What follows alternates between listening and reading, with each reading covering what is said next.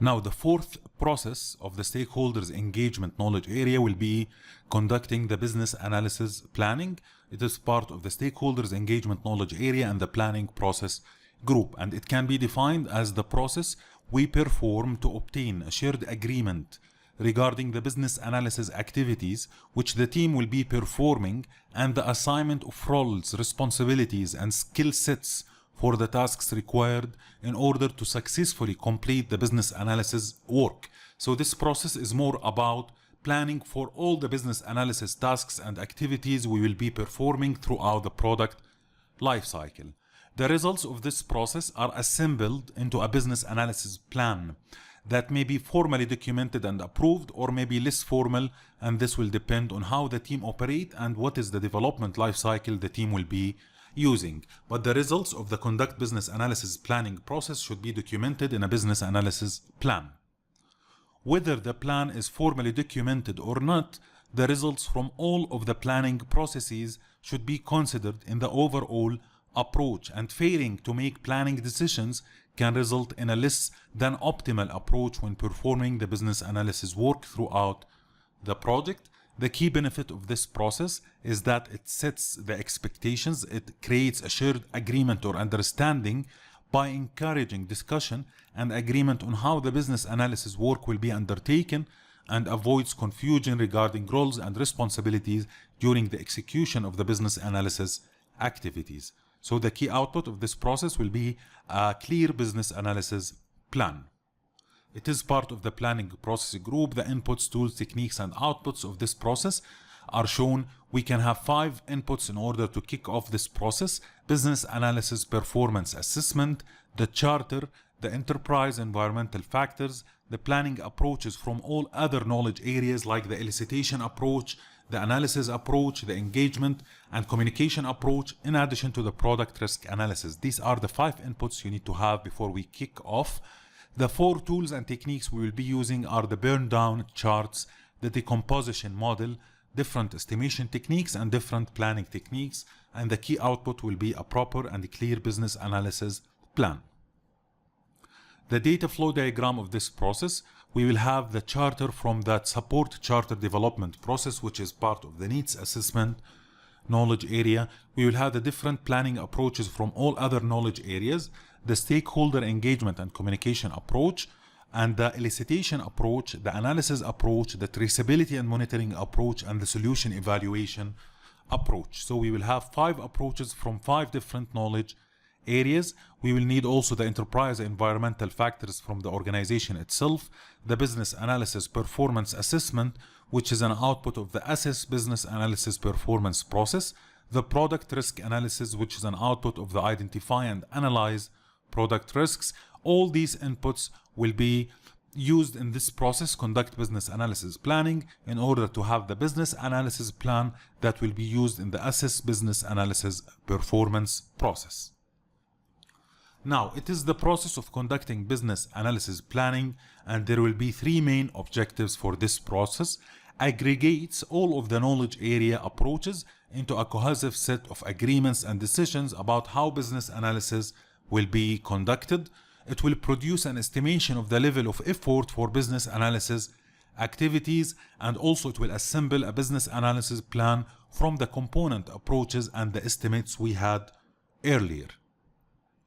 The activities associated with each of these components are accomplished in markedly different ways for efforts that use a plan-driven predictive life cycle as opposed to those using a change-driven or adaptive life cycle. So these activities will be conducted in a different way depending on the life cycle you will be using. When developing the business analysis plan, it's a good practice to provide explanations for the planning choices made. For example, for projects using an adaptive life cycle, the depth and cadence of analysis activities will be planned differently from projects that uses predictive life cycle. In a predictive life cycle, we usually rely on the upfront planning, while in adaptive life cycle, we rely on the progressive elaboration or the rolling wave planning. Explaining why planning choices were selected provides context for those who review the plan and provides a rationale for the decisions made. Now we will need 5 inputs to kick off this process. starting with the business analysis performance assessment, which summarize what has been learned about the effectiveness of the business analysis processes and the business analysis techniques used in past efforts. As part of planning how to conduct business analysis for an upcoming effort, business analysis performance assessments may suggest ways to adapt business analysis processes and techniques to optimize their value in working with a group of stakeholders. The second input we will need is the charter. The charter is a document that formally authorizes the existence of a portfolio component, a program, or a project, and it establishes its boundaries. It also creates a record for the initiation. The charter is the internal agreement between the project, program, or portfolio component manager and the senior management of the organization where the project is running. The charter will provide an initial understanding of scope and provide the context and rationale for a product development initiative. Together with the business analysis planning approaches, it becomes the basis for identifying which aspects of business analysis should be conducted and for estimating the level of effort involved. The third input will be the enterprise environmental factors, which can be defined as conditions and they are not under the immediate control of the project management or business analysis team, and it will influence, constrain, or direct the portfolio, program, or project. The influences of the enterprise environmental factors are often considered when examining all the knowledge area approaches that are part of the business analysis plan to ensure its reasonability. Among the enterprise environmental factors to consider in this process, first of all, the factors that may influence the formality of business analysis efforts and how and when those responsible for business analysis will collaborate with other stakeholders.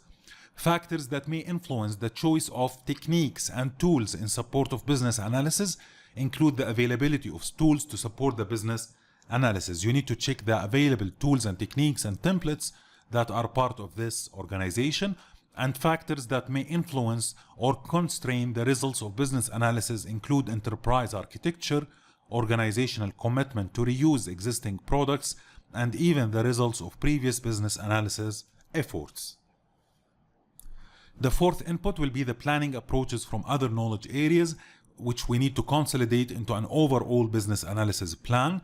Along with the charter, they will be the basis for considering the complexity and duration of business analysis activities, and we will figure into any estimates developed that have business analysis effort associated with them.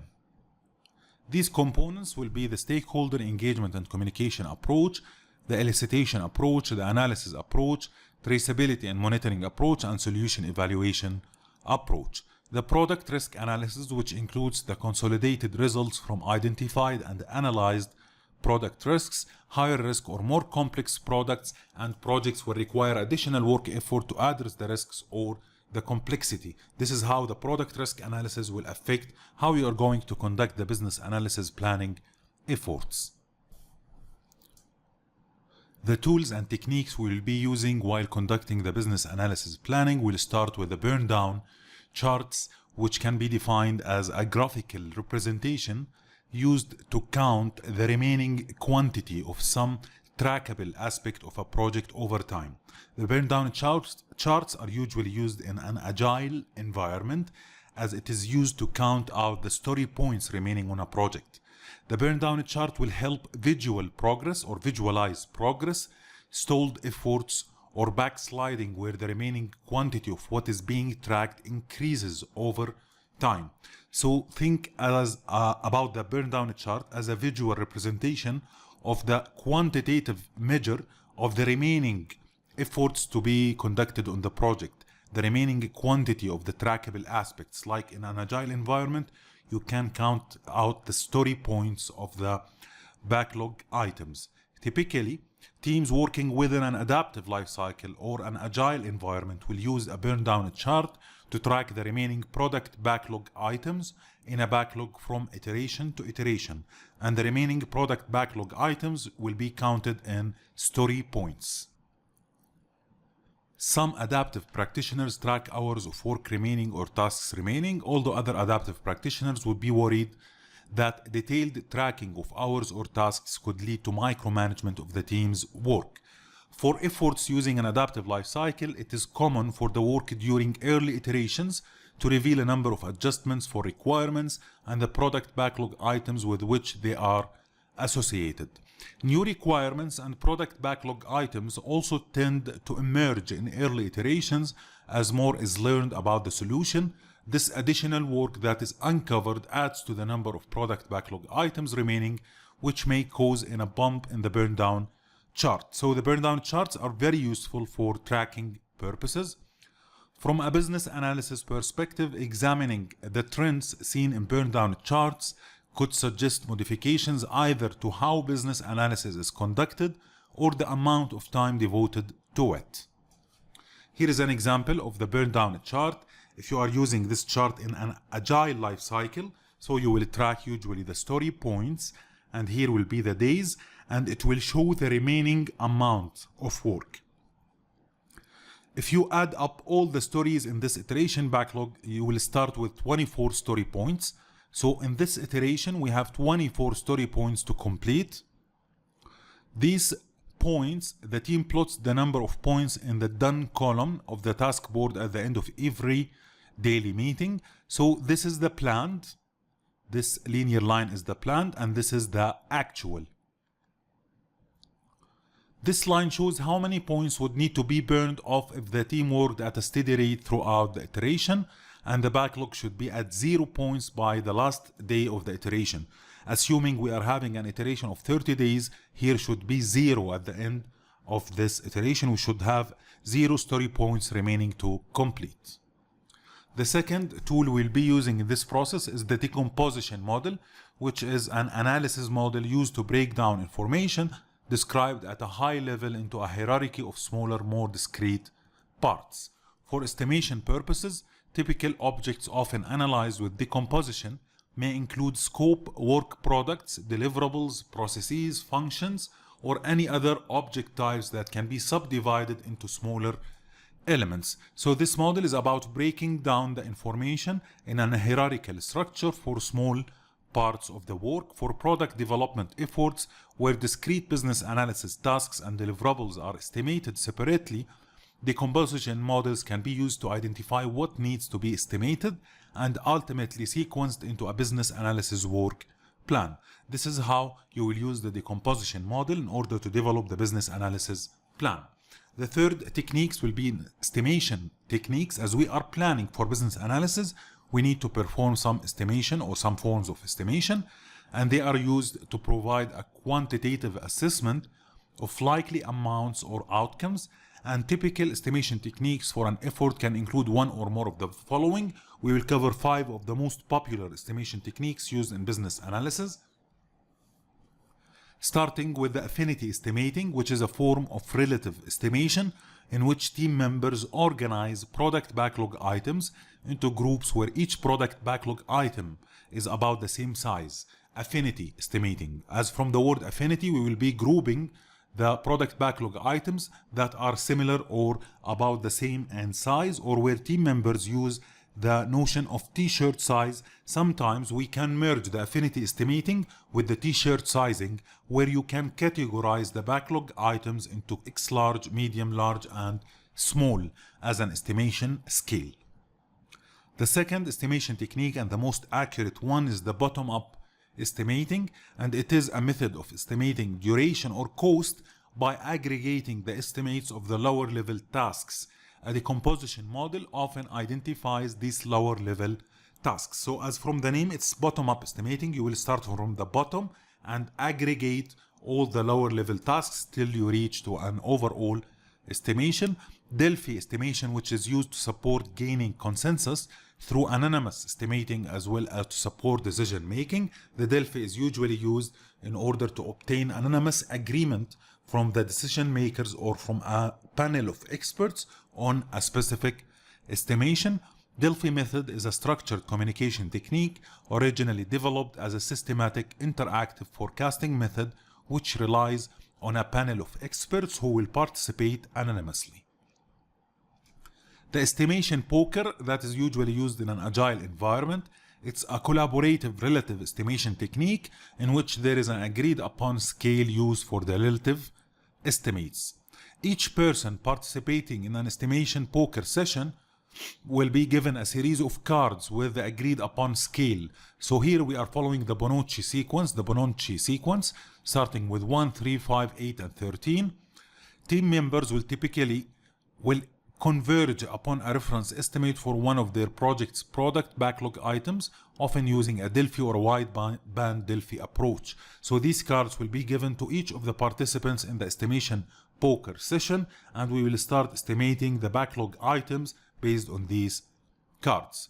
The reference estimate you will be using in a planning poker session is then used as a basis for subsequent relative estimates for each additional product backlog item that is to be estimated. Team members hold up cards that represent their estimates of the level of effort required in the context of their agreed upon reference estimate expressed within the chosen scale. Those who created the highest and lowest estimates will explain their rationale. For example, if you have 5 participants, 3 of them gave an estimate of 3, 1 gave an estimate of 15 or 13, then the one who gave this estimate should provide or should explain the rationale why he gave or why she gave this estimate. The process repeats until convergence is achieved. Here's an example of how we are using the affinity estimating with the t-shirt sizing. Relative estimation technique, which is a technique for creating estimates that are derived from performing a comparison against a similar body of work rather than estimating based on absolute units of cost or time. So as from the name, it's relative. We will be comparing estimates. We will not use absolute units. Relative estimation is similar but not identical to analogous estimation. The analogous estimation is a popular estimation technique used in predictive environments, and it relies on historical data and expert judgment. For relative estimation, a team agrees on some way to represent an estimate for one product backlog item and then estimates other product backlog items in comparison to that agreed upon estimate. So it will be relative estimation. The wideband Delphi estimation, it's a variation of the Delphi technique which I explained earlier, where there is more communication and interpersonal collaboration to bring convergence to widely differing estimates that have been developed separately for the same task or product backlog item by a number of different individuals. So it is powerful when you want to reach out consensus or you want to bring convergence to widely different estimates. Some organizations take a formal approach to wideband Delphi, where all estimates are created anonymously by a team of experts, and the members of that team collaborate to discuss the estimates and then re-estimate them anonymously. Other organizations apply wideband Delphi in an informal way, where those who created the highest and lowest estimates explain their rationale, following which everyone re-estimates irrespective of the approach taken. The process repeats until convergence is achieved. The last technique we'll be using, or a group of techniques in the conduct business analysis planning process, is the planning techniques. Typical planning techniques may include one or more of the following, starting with the most popular planning technique used in an agile or an adaptive environment, the product backlog. It can be defined as the list of all product backlog items, typically user stories, requirements, or features that need to be delivered for a solution. Individual items in the backlog are estimated as part of selecting in a prioritized order those items that the team is about to commit to deliver in the upcoming iteration. So the product backlog, think about the product backlog as a list of requirements or a list of features that the team will execute, but it is listed or organized as per the priority of these items. So by looking at the product backlog, I can know which items the team is planning to execute at the following iteration. The business analysis effort for any product backlog item will focus on making sure that product backlog items meet the definition of ready. Here is an example of the product backlog items. Each of these represents a requirement, a user story. Making a product backlog item ready helps the team refine its business understanding of that item to the point where it has enough information in order to kick off the development of this item. In an adaptive life cycle, the timing of work done by a team to plan and commit to what is going to be delivered depends upon which adaptive approach the team will use. When using an adaptive approach, the backlog management and the Kanban boards may be used as part of the planning. Here is an example of the task board or the Kanban board, where you will have the columns of the to-do, in progress, testing, and done. So you can visually track the status of each user story on your project. Another planning technique is the rolling wave planning. It's an iterative planning technique in which the work to be accomplished in the near term is planned in detail, while the work in the future is planned at a higher level. From the perspective of business analysis, business analysts work as part of a predictive life cycle, could be responsible for or could work with a project manager to create rolling wave estimates for business analysis tasks at intervals specified within the overall project schedule. Now, for planning within an adaptive life cycle, rolling wave planning can be used at the release level to determine those features and functions for the current or next release. Similarly, within the context of rolling wave planning, progressive elaboration or further analysis identifies the specific features and epics to be included in the current release. Here's an example of the rolling wave planning and the progressive elaboration, where we are going to upfront planning 10 to 15% of the schedule only. This is in an adaptive environment, and you will plan in detail only the iterations in the near term. Release plan, this is all the iterations who will be or which will be conducted in this release. At the closeout, 5% of the schedule. If we are here, we assume also that we will be planning in detail only the near term iterations. We will not think about the later ones. This is the concept behind the rolling wave planning. Another planning technique that is used in an adaptive life cycle or in an agile life cycle is the story mapping, and it is used to sequence the user stories based upon their business value and the order in which their users typically will perform them, so that teams can arrive at a shared understanding of what will be built next or in sequence.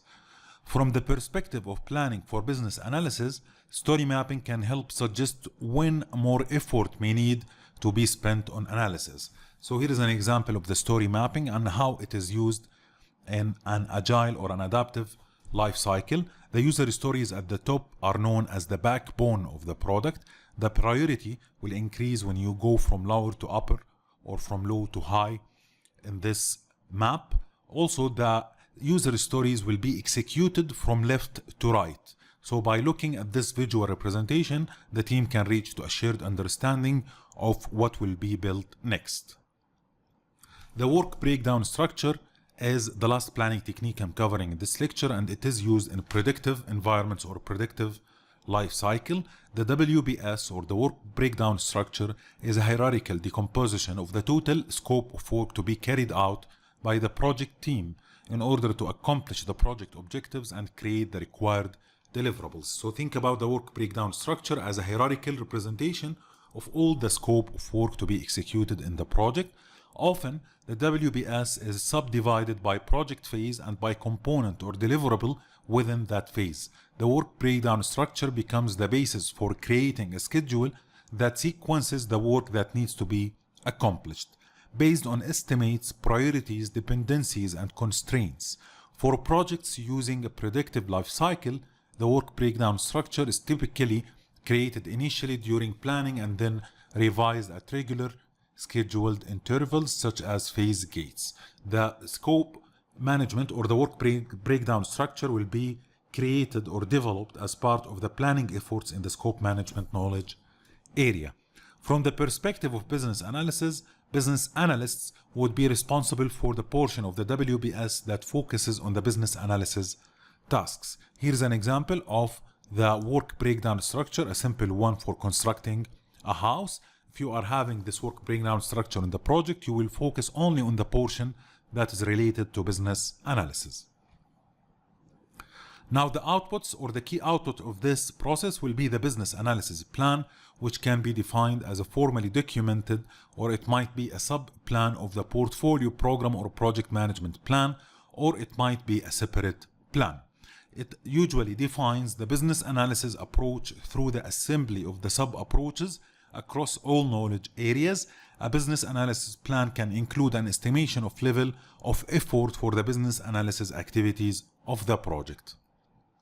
It covers the entire business analysis approach from stakeholder engagement to decisions about how to manage the requirements of the project.